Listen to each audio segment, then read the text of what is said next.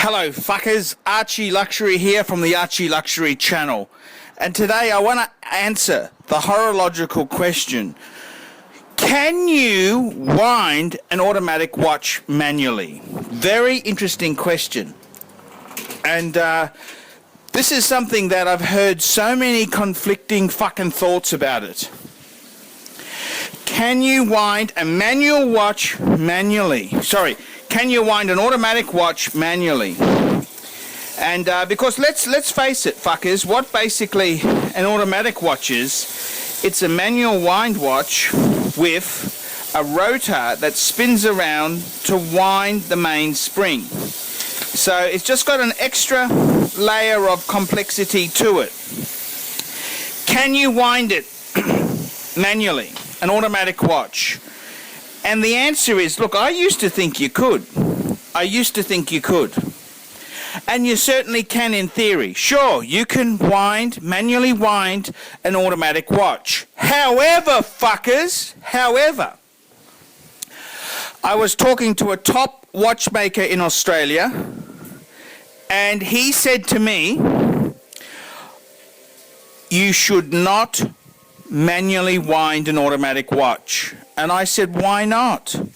And he said, for example, my 5107 Calatrava, he said the gears, he said when you wind it manually, you are putting so much pressure on all the gears.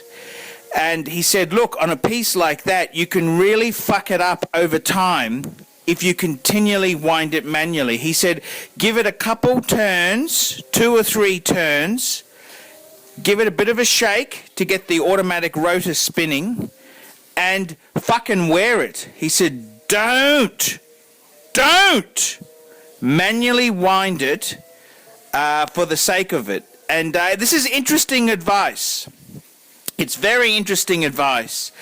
The other piece of advice he gave me was, he said, when you wind it for the first time after it's been in hibernation for a while, and like it can be a week, a month, a couple months, he said, just wind it so gently. Don't just go wind, wind, wind. He said, you're going to really fuck up the movement.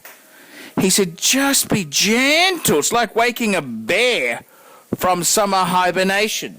So, yeah, this is what the expert has said to me. And he said, look, even on a piece like my annual calendar, he said, definitely try and limit how much manual winding you do on the fucking thing, because it doesn't like it. You really, he said, you're putting so much pressure on the gears, you're going to possibly wear them out or damage them, putting premature stress on them. He said, don't do it.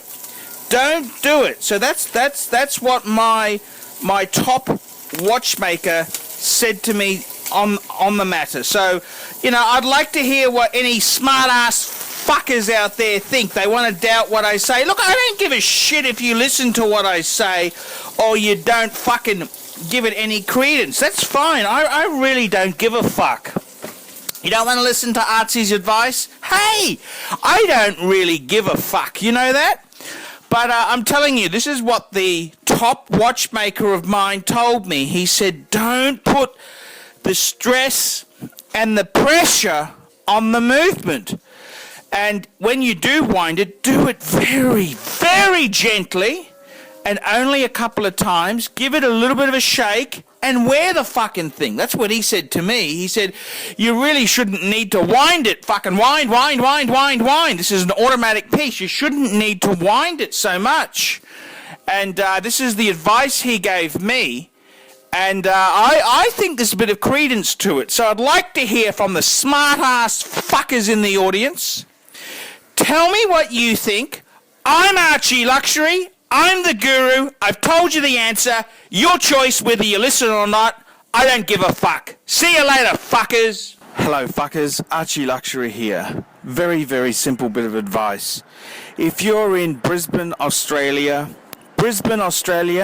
and you're looking for a wristwatch, either new or used, or you're looking for a wristwatch repair, come and see my friends at Brisbane Vintage Watches. These are good fuckers to deal with. They're honest, they're enthusiasts, they love watches, and they'll look after you. And best of all, they're one of the best dealers I know of. And I really love the guys at Brisbane Vintage Watches. So fuckers, if you're looking for a wristwatch in Brisbane town, Australia, please contact my friends at Brisbane Vintage Watches. See you later, fuckers.